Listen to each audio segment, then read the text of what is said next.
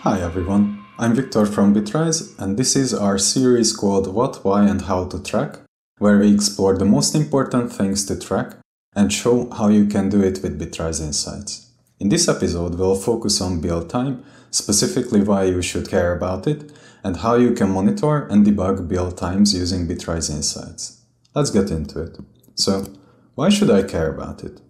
Slow builds mean that someone has to wait for the build to finish. Even if they switch to do something else while the build is running, there will be a context switch when they have to switch back once the build is done. During a pull request review, you might have to do multiple builds, as you do changes and improvements based on the reviewer's feedback or based on automatic linters. The slower the build, the more you will have to wait throughout the pull request process.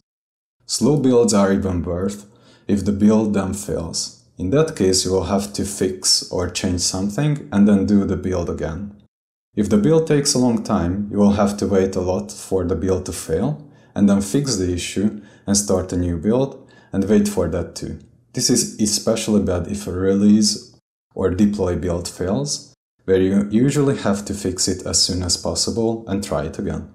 Another impact of slow builds is how quickly you can iterate on the build's configuration. Whenever you make changes, you will want to test the new configuration by starting a new build.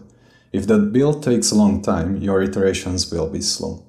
This is even more important if you then have to do follow-up changes, either because that test build fails or because you forget to add something to the configuration, or maybe you will just want to clean up a few things. If the build is slow, you will have to wait a long time between every iteration. The faster you can iterate, the more things you can try, the more improvements you can do, and the more chances you will have to make mistakes and fix them in a given amount of time. The main goal is to reduce the wait time throughout the development process. If you have builds which take a long time to finish, that means that sooner or later you will have to wait for it and most likely lose time either because of context switching or because you can't do anything useful while you are waiting for the results of that build.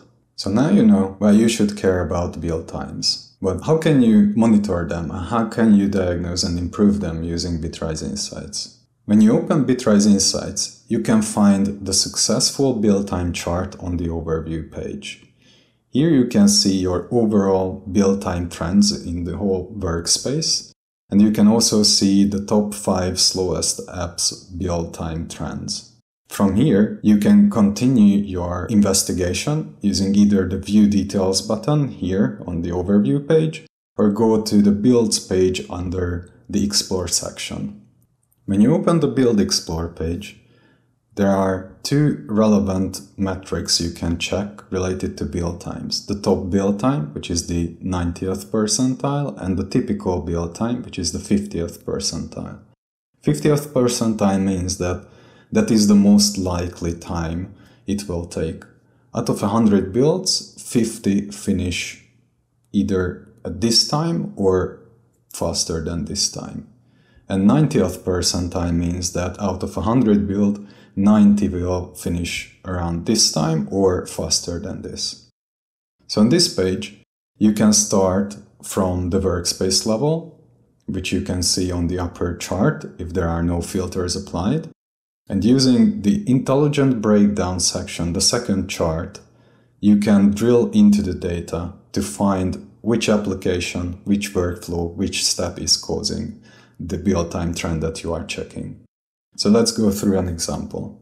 Here you can see that we have this application, which is the slowest in this workspace.